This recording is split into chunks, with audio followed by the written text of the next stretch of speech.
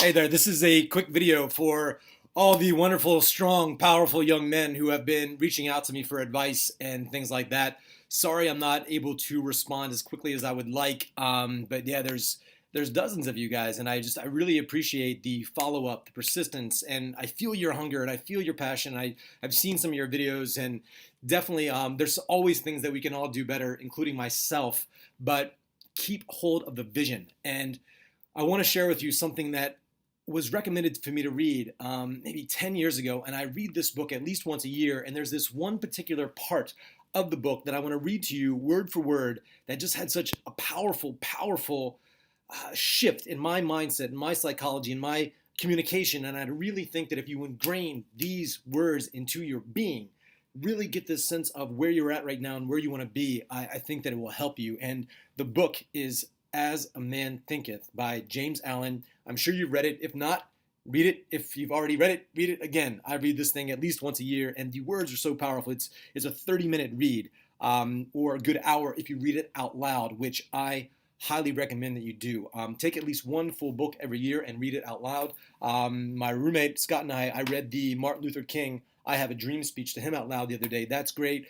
Brendan Burchard's Motivation Manifesto, beautifully written with some complex language as well, where you will stumble. That's the conditioning process. But for now, let me read this to you and start to read it out loud yourself. Your circumstances may be uncongenial, but they shall not long remain so if you but perceive an ideal and strive to reach it. You cannot travel within and stand still without.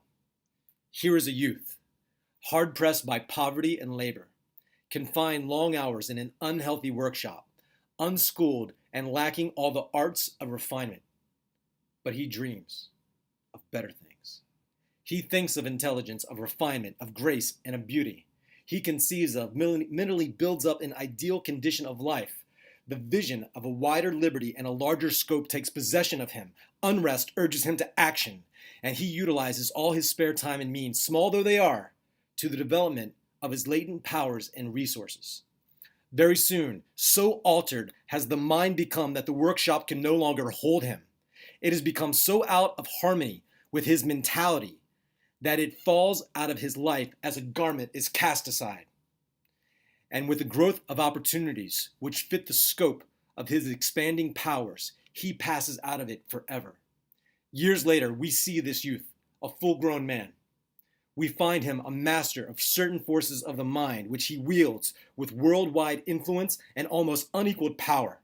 In his hands, he holds the cords of gigantic responsibilities. He speaks, and lo, lives are changed. Men and women hang upon his words and remold their characters, and sun-like, he becomes the fixed, luminous center upon which innumerable destinies revolve.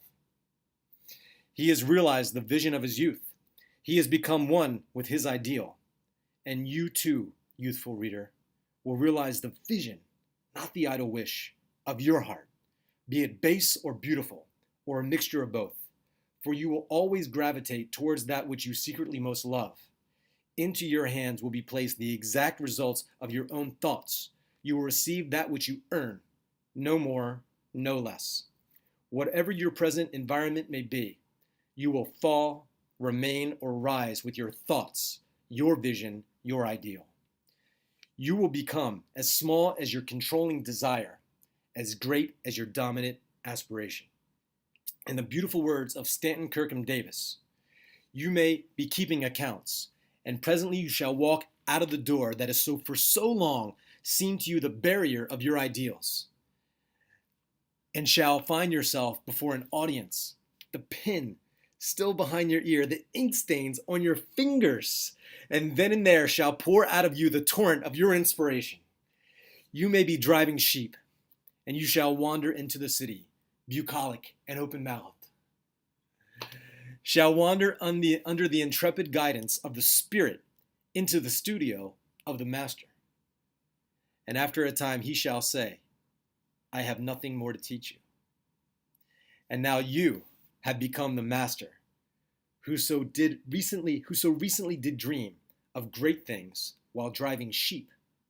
You shall lay down the saw and plane to take upon yourself the regeneration of the world.